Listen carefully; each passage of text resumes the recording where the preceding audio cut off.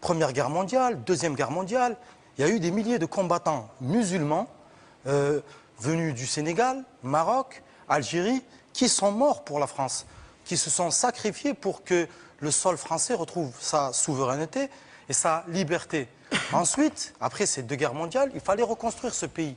La France a eu recours à nouveau à ces mêmes anciens combattants survivants, à leurs enfants qui sont nos parents, pour reconstruire la France, pour lui redonner son sang, pour lui faire redorer son blason, pour remplir ses usines et labourer son sol. Alors, votre question, Adil, maintenant. Ma question, au nom de ces combattants musulmans qui sont morts pour la France, au même titre que votre grand-père paternel, serait-il pas préférable de laisser les droits du sol tel qu'il est actuellement, que ce soit normal qu'il y ait des mosquées en France, que ce soit que les musulmans puissent pratiquer leur religion comme elle doit l'être selon l'article des droits de l'homme, et même, pourquoi pas, même qu'il y ait de la viande halal dans les cantines.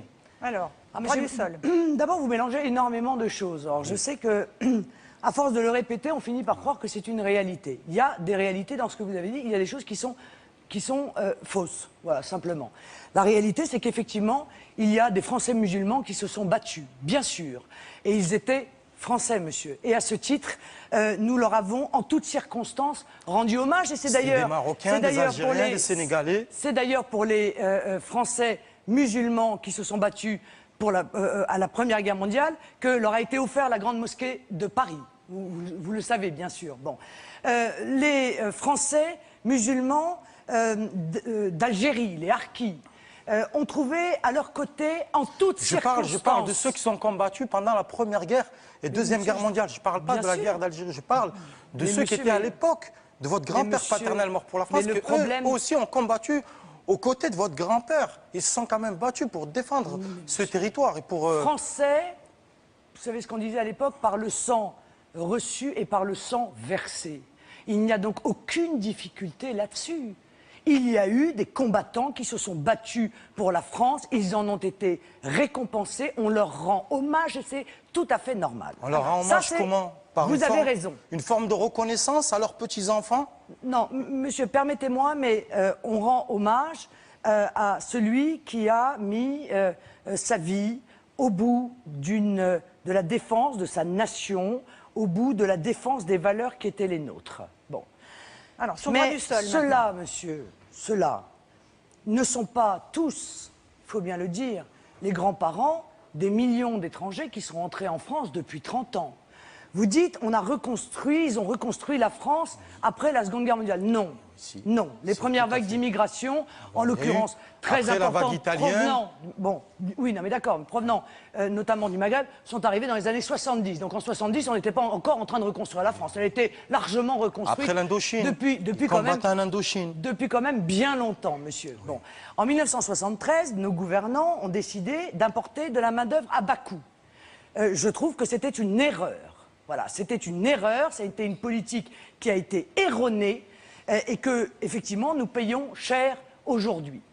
Aujourd'hui, nous nous retrouvons dans une situation où nous avons 5 millions de chômeurs, 8 millions de pauvres, 1,2 million de Français qui sont dans l'attente de foyers, qui sont dans l'attente d'un logement social. Croyez-vous qu'il n'est pas folie que de continuer à faire entrer 200 000 étrangers par an dans notre pays? C'est pas la question d'Adil, hein. Oui, c'est pas ma question. C'est pas du tout sa question. Hein. Bah si, mais c'est la question que vous me posez. Parlé au niveau de la reconnaissance du droit du sol, qu'il soit normal que si une personne née de parents issus de l'immigration français, qu'il puisse avoir sa nationalité française comme elle est actuellement, qu'on ne change pas ces règles-là.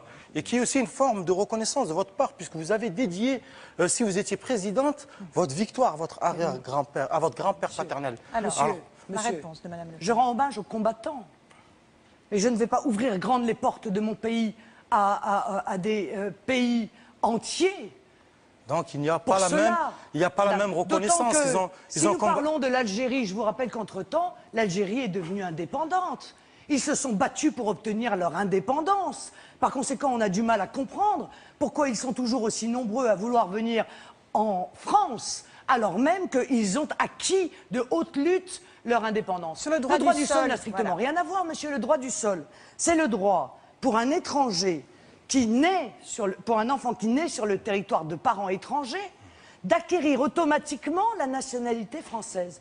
Eh bien, je dis que cette acquisition automatique de la nationalité française est une pompe aspirante de l'immigration. Elle incite à une immigration supplémentaire. Or, pourquoi je vous ai parlé des 200 000 personnes tout à l'heure? Parce qu'on les loge où? On leur donne quel travail, puisqu'il n'y a pas d'emploi et pas de logement? Donc, tant qu'on continuera à faire de la France un pays qui soit attractif pour l'immigration, eh bien, l'on continuera à faire entrer des gens à qui l'on n'a plus rien à offrir, au détriment d'abord des Français, mais au détriment même de ces gens qui viennent et qui ne trouvent rien sur notre territoire. Donc je suis pour la suppression du droit du sol. Je pense que la nationalité française s'hérite ou se mérite. Oui.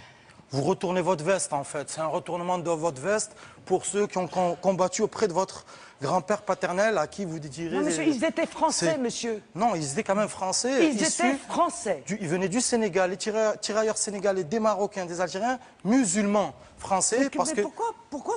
Pourquoi voyez-vous cette différence musulman? Français, musulman, parce que vous faites cette différence. Ah non, non, moi je on la fait pas. Parce qu'ils étaient... Monsieur, je suis la présidente d'un parti politique qui a fait élire la première musulmane au Conseil régional d'Île-de-France. Vous niez qu'il y a des cimetières, vous niez qu'il y a des cimetières musulmans à Verdun, vous niez qu'il y a des cimetières musulmans où sont enterrés des anciens combattants. Je n'ai absolument pas nié cela, donc, monsieur.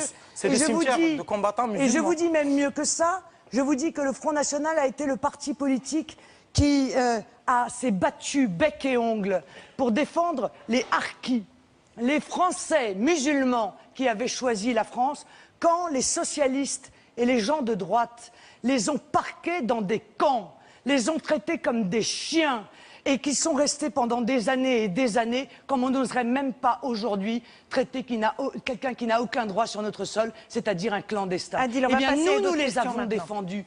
Nous, en toutes circonstances, nous avons demandé à ce que le massacre dont ils ont été victimes, notamment en Algérie, soit reconnu par l'État français plutôt que de reconnaître le massacre, le génocide arménien. Reconnaissons déjà ceux de chez nous qui ont été massacrés. Alors vous voyez que si nous étions des adversaires des musulmans, nous ne serions pas comportés comme cela. Alors vous allez dédier, si au cas où vous êtes présidente de la République, vous allez dédier votre victoire à tous ces combattants qui sont morts pour la France. À tous les combattants qui se sont battus pour la liberté de la France et qui aujourd'hui, sûrement, doivent s'étonner de voir que notre pays est en train d'abandonner cette liberté si chèrement acquise. Bien sûr, parce que c'est ce qui est en train de se passer. Merci beaucoup, Adil. On reviendra à vos questions dans un instant. On va passer, si vous le voulez bien, la parole à Joëlle Percheron, qui est juste derrière vous. Bonsoir, Joëlle. Bonsoir. Vous avez 46 ans, vous êtes commerçante, mère de 4 enfants. Et vous cumulez 2 emplois pour vivre. Vous avez une question à poser à Marine Le Pen à ce sujet. Oui, bonsoir. Donc ma question sera la suivante. Je suis donc commerçante indépendante dans une ville du Maine-et-Loire.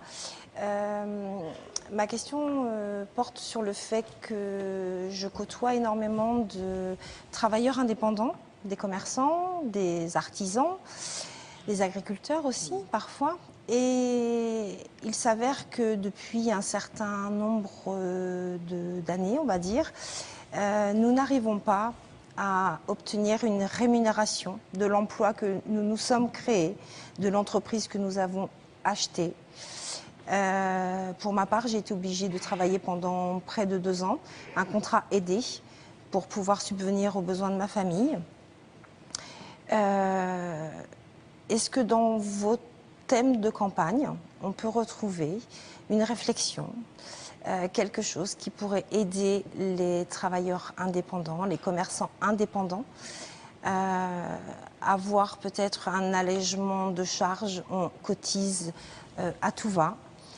On cotise pour l'emploi, sachant que si un jour, malheureusement, nous devons fermer boutique, nous n'obtiendrons aucune indemnité. Alors, la réponse de Marine Le Pen, Joëlle. Vous êtes les vrais patrons, les vrais petits patrons. Quand je dis les vrais, c'est qu'il y a des faux. Hein. Il y a des gros, qui sortent des écoles, qui sont cooptés, qui mettent jamais un sou dans leur entreprise, qui licencient pour des raisons de profit sous la pression des actionnaires.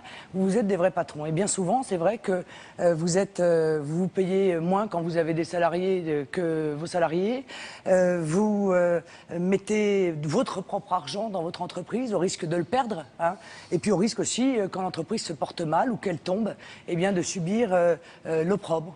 La situation des petits patrons aujourd'hui en France est extrêmement préoccupante parce que c'est cette volonté d'entreprendre qui fait la force d'un pays. Et il faut bien admettre que je considère comme incompréhensible le comportement du président de la République et de son gouvernement qui, durant 5 ans, a aidé les grandes entreprises du CAC 40, alors qu'on sait qu'elles ne créent pas d'emplois et qui ne s'est jamais penché sur ce qu'on appelle les TPE, hein, les commerçants, les artisans, dont on sait qu'ils sont quasiment la seule source d'emploi dans notre pays. Alors, j'ai fait toute une série de propositions pour les très petites entreprises, pour les commerçants. Et la première des propositions, c'est d'abord, en termes d'impôt sur les sociétés, de rendre cet impôt sur les sociétés plus progressif pour alléger cet impôt sur les petites entreprises. Et soumettre d'ailleurs aussi à l'IS ceux qui ne le sont pas. Pourquoi ? Parce qu'on se rend compte aujourd'hui que les tout petits patrons, eh bien, avec l'impôt sur le revenu, ils payent des sommes qui sont souvent assez considérables. Ils ne bénéficient pas de la possibilité de retirer de leur activité les charges qui sont les leurs, à la différence des sociétés. Je crois que ça, c'est profondément injuste. Mais de manière générale, on voit bien que plus la situation est difficile pour les consommateurs, plus la situation va être difficile pour les commerçants.